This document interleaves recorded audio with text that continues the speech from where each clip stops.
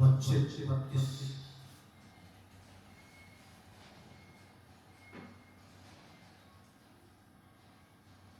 Hallelujah. प्रभु के वचन में क्या ही धन्य है वो जिसका अपराध क्षमा किया गया और जिसका पाप ढांपा गया हो। क्या ही धन्य है वो मनुष्य जिसके अधर्म का लेखा यहोवा न ले और जिसकी आत्मा में कपट न हो। जब मैं चुप रहा तब दिन भर कराते कराते मेरी हड्डियां पिघल गई, क्योंकि रात दिन मैं तेरे हाथ के नीचे दबा रहा और मेरी तनावट धूप काल की सी मुरझाहट बनती रही।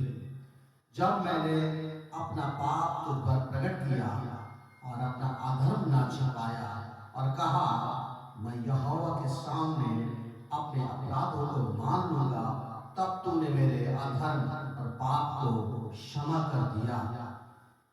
इस कारण इस भक्त जन से ऐसे समय में प्रार्थना करें कि जब कि तू मिल सकता है, निश्चय जल की बड़ी बाढ़ आए तो भी उस भक्त के पास न पहुंचेगी। तू मेरे छिपने का स्थान है, तू संकट में मेरी रक्षा करेगा, तू मुझे चारों ओर के छुटकारे के गीतों से घेर लेगा। मैं तुझे बुद्धि दूंगा, जिस मार्ग पर तुझे चलना होगा उसमें तेरी अगुवाई करूंगा। मैं तुझ पर कृपा दृष्टि रखूंगा और सम्मति दिया करूंगा। तुम मेरे और खच्चर के समान ना बनो, जो समझ नहीं रखते। उनकी उत्तम उमंग लगान और बाग से रोकनी पड़ती है, नहीं तो वे मेरे बस में नहीं आने के। दुष्ट को तो बहुत पीड़ा होगी, परंतु जो यहोवा पर भरोसा रखता है वो करुणा से घिरा रहेगा। आइए मिलके पढ़ें। हे धर्मियों, यहोवा के कारण आनंदित और मगन हो, और हे सब सीधे मन वालों, आनंद से जय जयकार करो। परमेश्वर के वचन पढ़े और सुन जाने पाए। प्रभु आशीष दे। आज की सुबह में मुझे ये 6 पद और 10 पद की अंतिम लाइन याद आती है। वो पद करुणा से घिरा रहेगा। इस कारण हर एक भक्त तुझसे ऐसे समय में प्रार्थना करे जबकि तू मिल सकता है।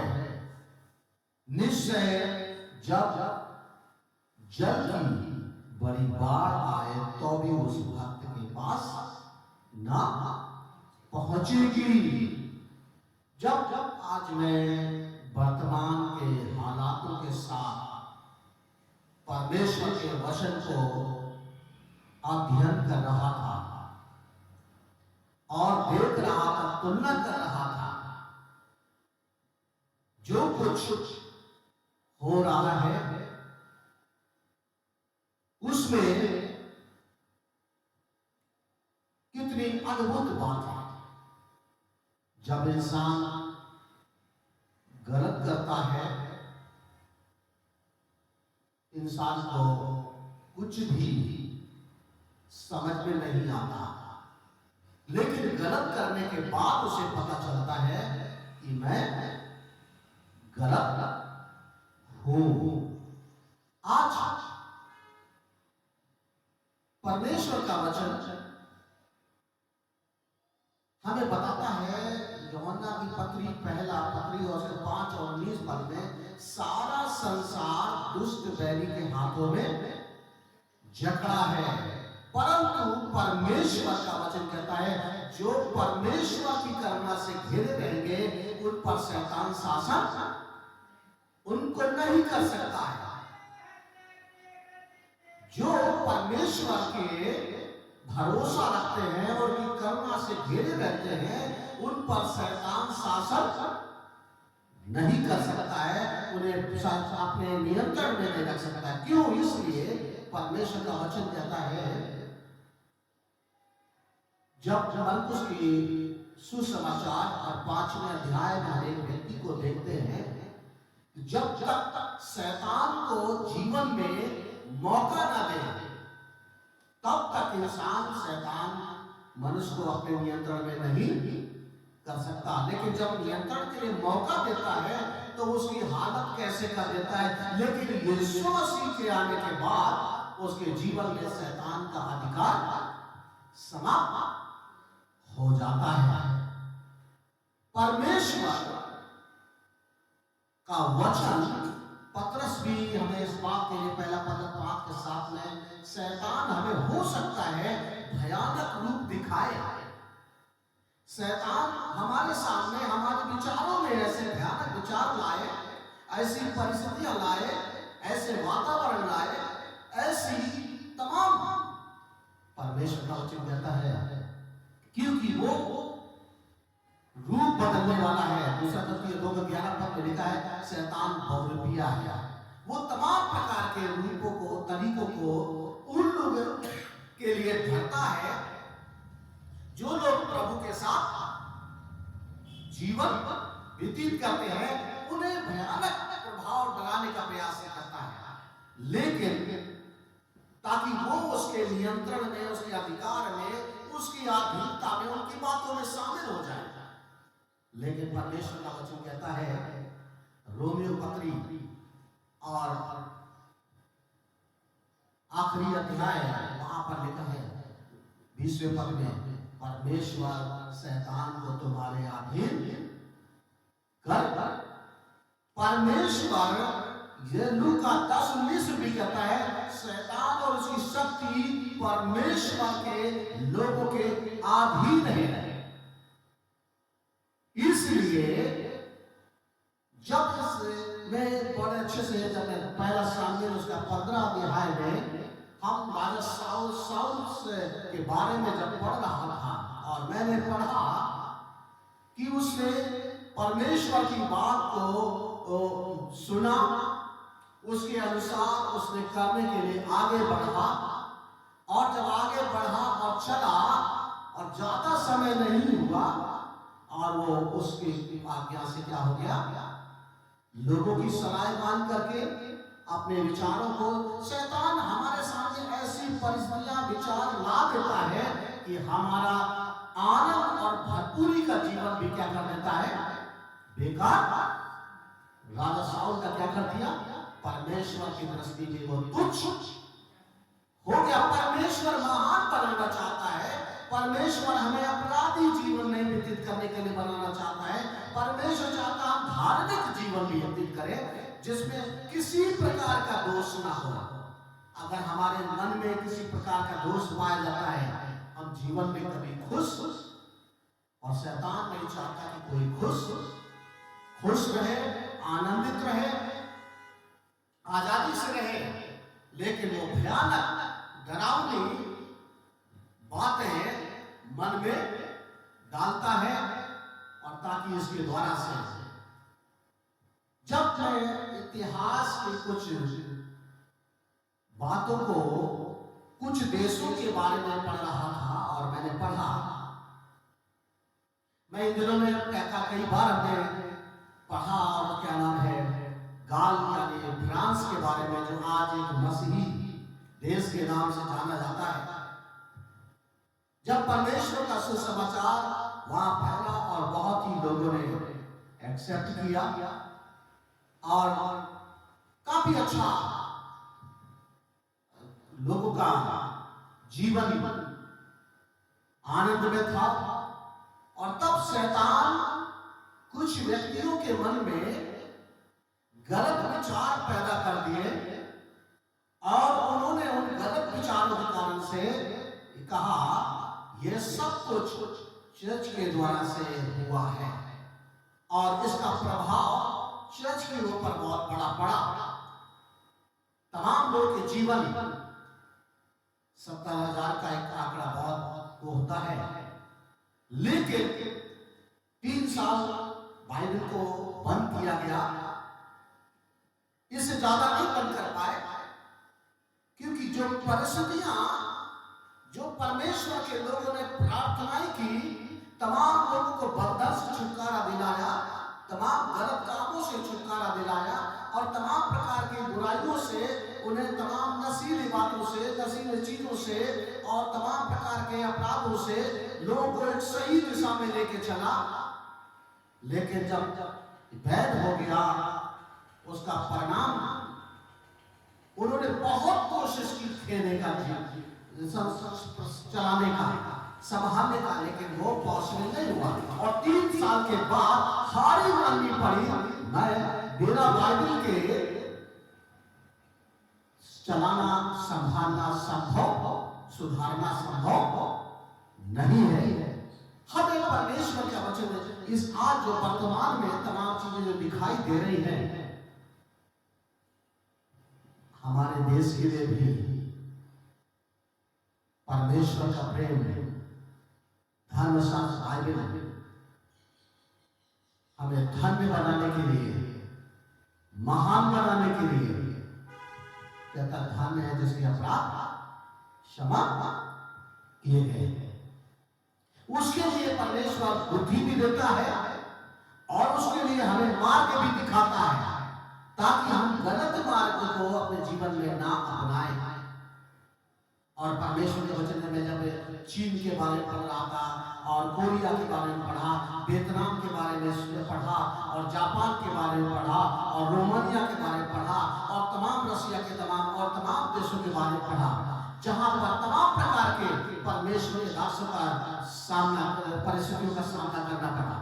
लेकिन उन परिस्थितियों में भी परमेश्वर ने उनको नहीं छोड़ा और परमेश्वर ने बड़े अद्भुत रीति से वहां अद्भुत काम किए। आज बड़ी बड़ी कलीसियाएं परमेश्वर की महिमा करती हैं। रोमानिया जब बड़ा दुख से गुजर रहा था, तमाम प्रकार की परिस्थिति, निराशापूर्ण जीवन, लेकिन परमेश्वर के लोग निरंतर प्रार्थना में लगे रहे और प्रार्थनाओं का परिणाम हुआ 1990 में रोमानिया आजाद कर दिया गया। जब तक बंधन में, तब तक आजादी पॉसिबल नहीं है। हमारे जीवन शैतान बुरा बनाएगा, अपराधी बनाएगा, गलत कामों की ओर उत्साहित करेगा, हमें नशे की तरफ उत्साहित करेगा। लेकिन परमेश्वर का वचन तमाम प्रकार की भ्रमित बातों को पैदा करेगा, दूसरों के प्रति नफरत वातावरण। लेकिन मैं बार बार इस बात के लिए, परमेश्वर ने जिस देश में जीवन दी जन्माया है, उस देश के लिए प्रार्थना करते हैं, क्योंकि परमेश्वर की उस देश के लिए भलाई। अभी भी अगर 31 का और उसका 19 पर पढ़े, भजन संहिता 31 और उसी के जहाँ पढ़ते सब ऊपर ही देखिए 19 पर,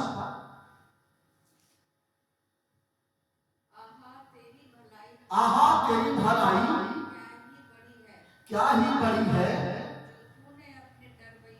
जो तूने अपने लोगों के लिए रख छोड़ी है, अपने शरणागतों के लिए, और परमेश्वर का वचन करता है अपने लोगों के सामने, परमेश्वर के सामने, सत्यों के मनुष्यों के सामने इसे प्रकट भी किया है। परमेश्वर प्रकट करने वाला परमेश्वर है। परमेश्वर की सच्चाई देर हो सकती है, परंतु छिप ज्यादा देर तक छिपाया नहीं जा सकता। अगर हम दूसरे राजा की किताब, पहले राजा की किताब और तीसरे अध्याय है, और हम 16 पद से वहां एक घटना के बारे में हम बार बार इस बात के लिए पढ़े। वहां पर लिखा है, पहला राजा 3 अध्याय और 16 पद से,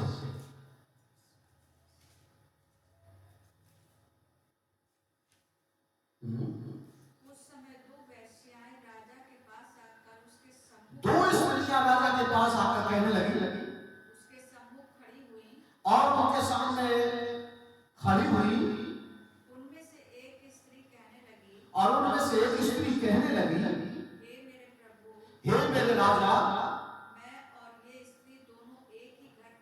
ये और मैं और दोनों एक ही घर में रहते हैं, और इसके संग घर में रहते हुए और इसके साथ ही हम आपस में रहते हुए ही मेरे एक बच्चा हुआ। मेरे संतान पैदा हुई, फिर मेरे जच्चा की 3 दिन के बाद और मेरे संतान होने के बाद तीसरे दिन के बाद ऐसा हुआ कि ये स्त्री और इसमें ये भी प्रेग्नेंट थी और ये भी तीसरे दिन जच्चा हो गई। एक बच्चे को जन्म दिया, हम तो संग ही संग थी, और हम दोनों खुश थे और एक दूसरे के बच्चे को देखते थे और खुश थे क्योंकि हमारे पास एक बच्चा था, हम दोनों को छोड़कर घर में और कोई और हमारे अलावा दोनों के अलावा और कोई नहीं था उस घर में। और रात में इस स्त्री का बालक इसके नीचे दबकर मर गया। लेकिन रात में अचानक कैसे हुआ और इस स्त्री का बालक दबकर मर गया, तब उसने आधी रात को उठकर और तब उसने रात में उठकर जब तेरी दासी सो रही जब तेरी दासी सो रही थी,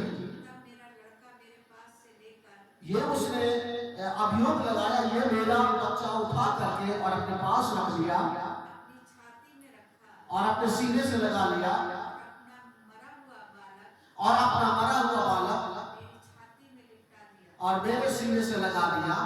भोर को जब मैं अपना बालक और भोर को जब मैं अपने बालक दूध पिलाने को उठी, और जब उसे उसकी भूख के लिए उसके लिए दूध पिलाने के लिए उठी, तब उसे मरा हुआ पाया। और मैंने पाया कि मेरा बेटा है, वो तो बच्चा मरा हुआ है। परंतु भोर को मैंने ध्यान से ये परंतु ध्यान से देखा कि वो मेरा पुत्र नहीं है। वो मेरा पुत्र नहीं। तो बाइबल बताती है एक माँ कितना भी हो अपने बच्चे को, चाहे वो 1 दिन का हो और 10 बच्चों के बीच रख दिया जाए, फिर भी वो पहचानने में सक्षम है। कहती मैंने ध्यान से देखा और देखा कि ये मेरा पुत्र नहीं है।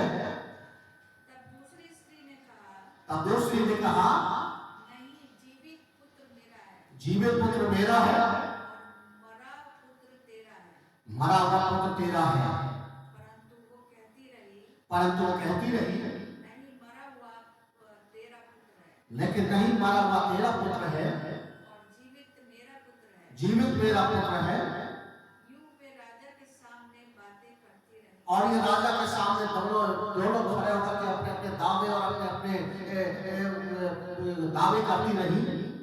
तब राजा ने कहा, एक तो कहती है जो जीवित है, एक कहती जीवित है, वो मेरा पुत्र वो मेरा है, और मरा हुआ तेरा पुत्र है। मरा हुआ तेरा पुत्र है।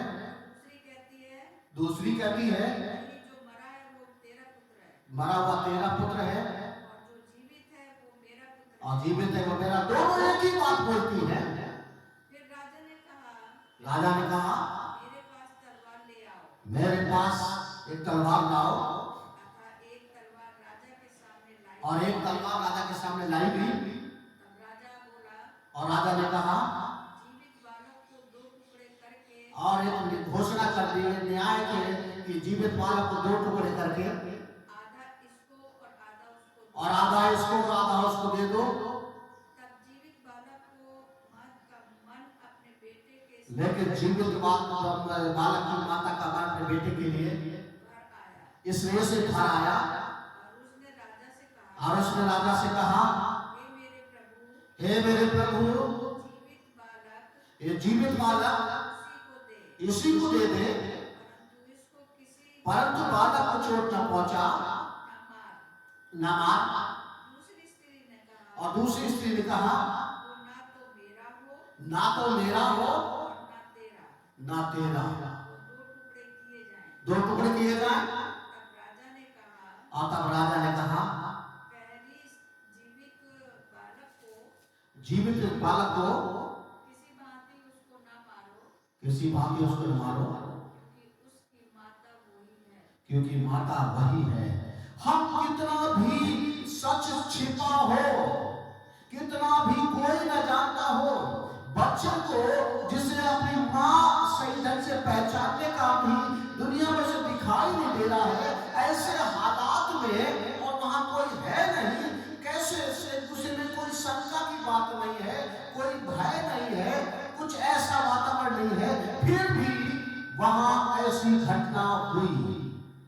लेकिन ये सोचती थी हमने चालाकी से काम किया है, हम बहुत होशियारी से कर रहे हैं, हमने सच को छिपा दिया है और ये दावा इसका झूठा निकलेगा, और उसने प्रयास किया, परंतु सच कभी छिप नहीं सकता।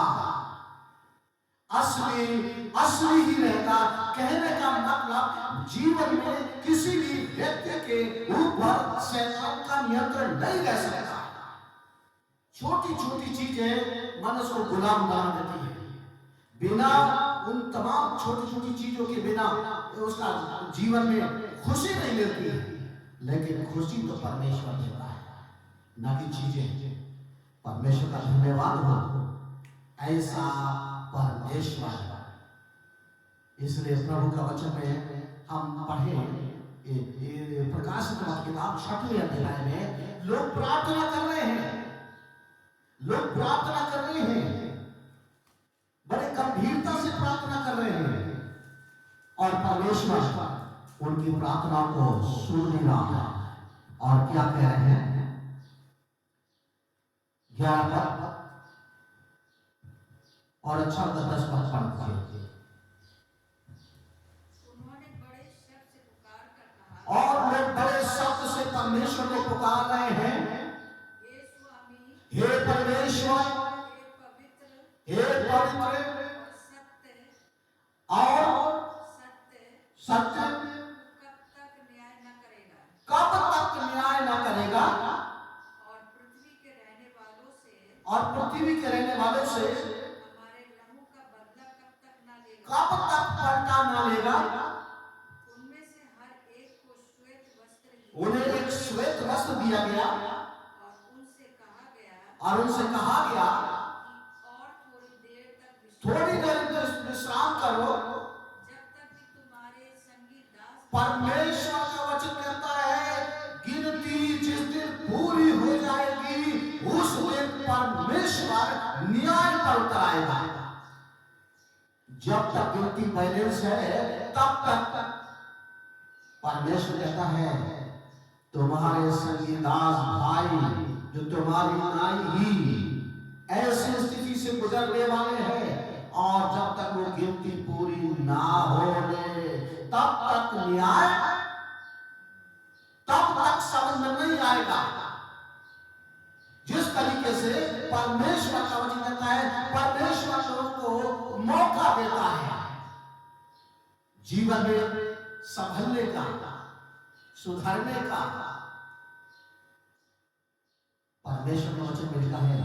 इसलिए भजन से हम एक बत्तीस पढ़ रहे थे, वहां इस प्रकार से परमेश्वर का वचन कहता है, तुम जिस मार्ग में क्या करोगे, चलोगे, और उसमें 8 पद में मैं तुझे बुद्धि दूंगा, उसमें तेरा मार्गदर्शन करूंगा, और तुझ पर कृपा दृष्टि रखूंगा, और तुझे सम्मति सलाह दिया करूंगा। कैसे विधि से, ऐसे वातावरण में, ऐसे परिस्थिति में, ऐसे जगह में, कैसे रीति से तुम्हें क्या करना है, जीवन जीना है। और जो इन चीजों को मानते हैं वो तमाम प्रकार की परिस्थितियों में जय प्राप्त करते हैं। लेकिन कितने लोग हैं जो नहीं मानते तो हार जाते हैं। तमाम मसीहों को भी देखते हैं, वो नशा करने लगते हैं। क्यों? इसलिए क्योंकि वो सोचते हैं इसके बिना हमारा गुजारा नहीं। परंतु सच्चाई यह है, परमेश्वर की जो सलाह मानते हैं वो परमेश्वर का वचन कहता है उस पर शैतान का अधिकार नहीं हो सकता। और भी परमेश्वर का वचन कहता है, इसके बाद आगे 11 पद परमेश्वर के लोगों से कहो, हे धर्मियों, यहोवा के कारण परमेश्वर के कारण आनंदित और मगन हो, खुश हो, और हे सब सीधे मन वालों, और सीधे मन वालों आनंद से जय जयकार करो। तुम आनंद से क्या करो, जय जयकार, आनंद से जय जयकार करो। परमेश्वर ये बातें दुनिया के तमाम लोगों से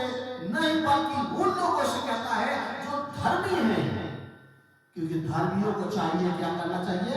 परमेश्वर यहोवा का जय जयकार, परमेश्वर का जय जयकार, आराधना, उपासना, स्तुति केवल वही करते हैं जो धर्मी हैं।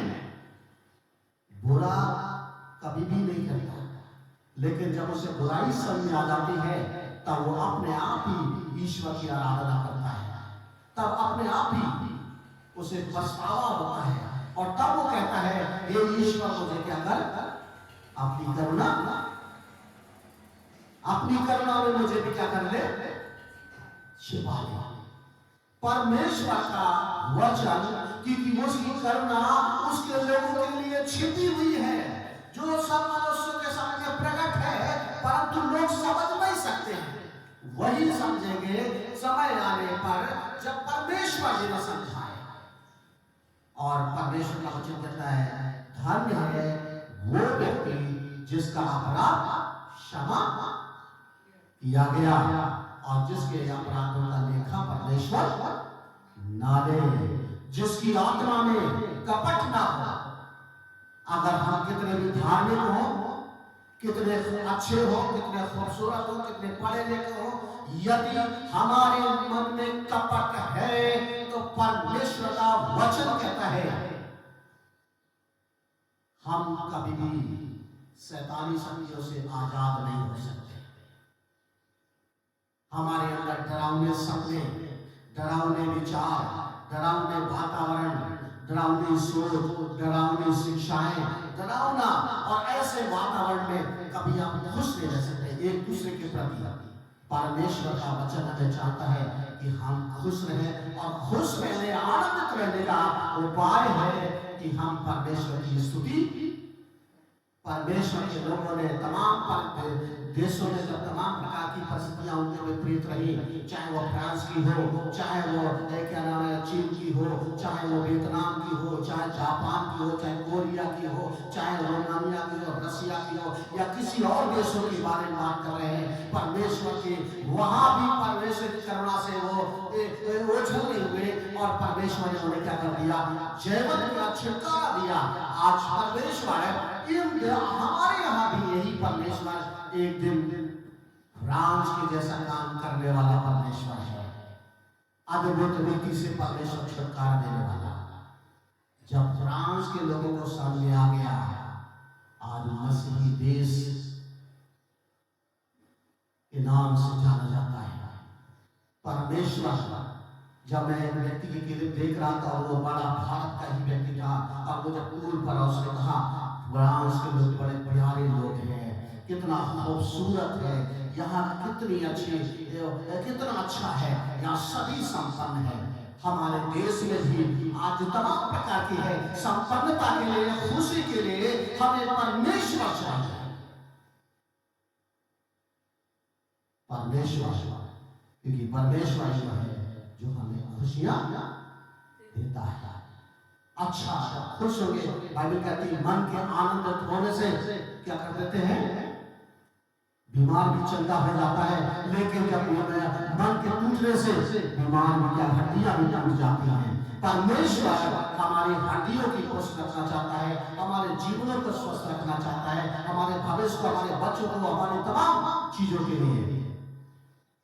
चाहे कुछ भी हो, परमेश्वर अपने लोगों को एक ही बात सिखाना चाहता है और वो है कि परमेश्वर के लोगों को जवाब यह है कि वो प्रार्थना कर रहे हैं जिस दिन गिनती पूरी हो जाएगी उस दिन न्याय प्रकट हो जाएगा।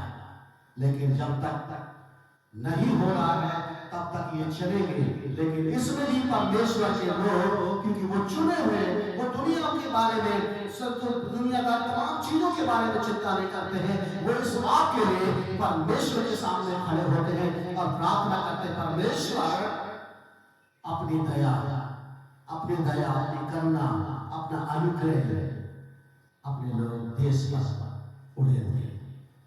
हालेलुया।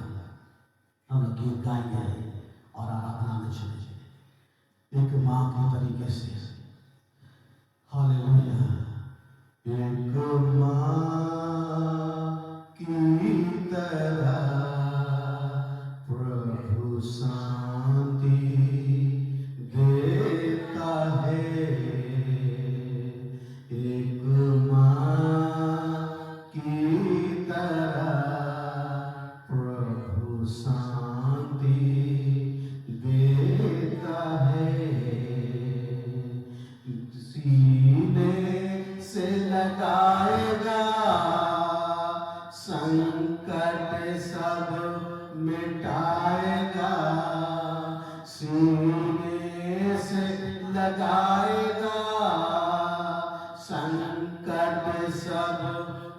मिटाएगा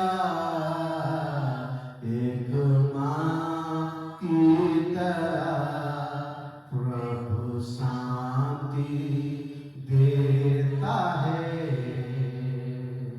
एक माँ की तरह प्रभु शांति देता है कभी ना छोड़ेगा कभी ना त्यागेगा कभी ना छोड़ेगा कभी ना त्यागेगा एक माँ की तरह प्रभु शांति देता है एक माँ की तरह प्रभु शांति देता है तेरे लिए वो मरा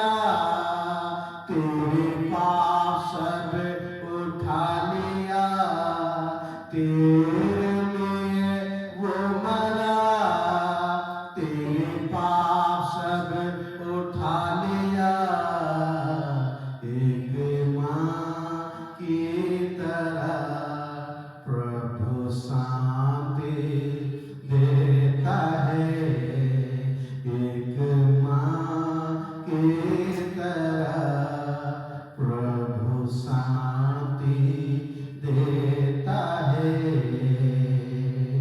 सीने से लगाएगा संकट सब मिटाएगा सीने से लगाएगा संकट सब मिटाएगा एक माँ की तरह प्रभु शांति देता है एक माँ की तरह प्रभु शांति देता है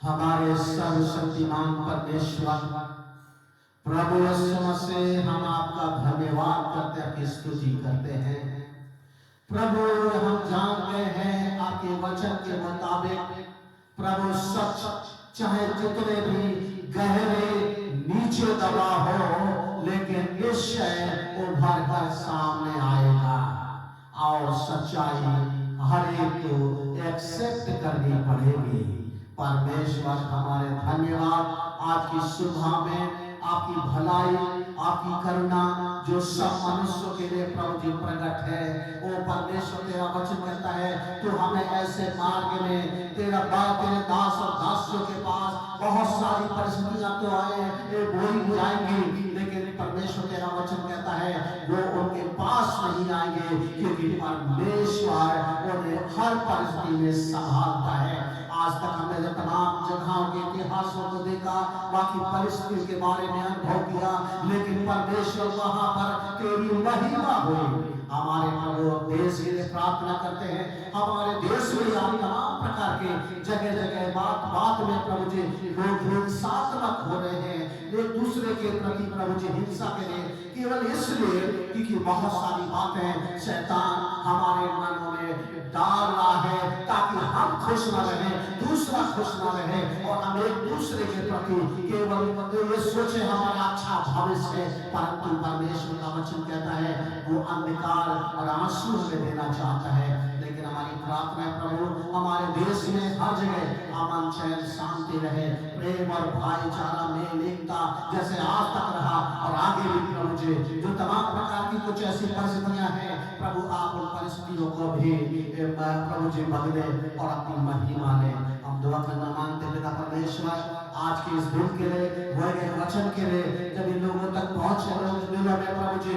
आप बातचीत करें परमेश्वर वो भी आपकी करुणा का अनुभव कर सके वो भी परिस्थितियों में खड़े रह सके और आपके नाम को ऊंचा करने पाए हमें भी प्रभु जी आपका धन्यवाद देते कि आज तक आपने संभाला अगुवाई की और सब बातों में और युद्ध बनाया और आगे भी मसीह यीशु के नाम में हम अपने जीवनों को, अपने परिवार को, सेवकाई को, सहयोगी लांगा सभी को प्रभु जी आपके सम्मुख रखते हुए विश्वास के साथ जो वचन सुनते हैं उन्हें आशीष दे, सामर्थ्य से और अपनी योजना में अपनी इच्छा में संजोग को उभारें और खड़ा करें ताकि वो भी तेरी महिमा कर सके, महसूस कर सके परमेश्वर ने मेरे अपराधों को क्षमा किया है, हमें महान बना दिया है। परमेश्वर ने हमारी आत्मा में कपट नहीं है, इसलिए कि परमेश्वर हमें दिखाई दे, परमेश्वर दिखाई दे, होने दे पिता परमेश्वर ऐसा ही होने पाए ताकि आप महिमा पाए। धन्यवाद स्तुति तुझको देते हुए प्रार्थना अपने प्रिय प्रभु यीशु के नाम से मांगते हैं, आमीन।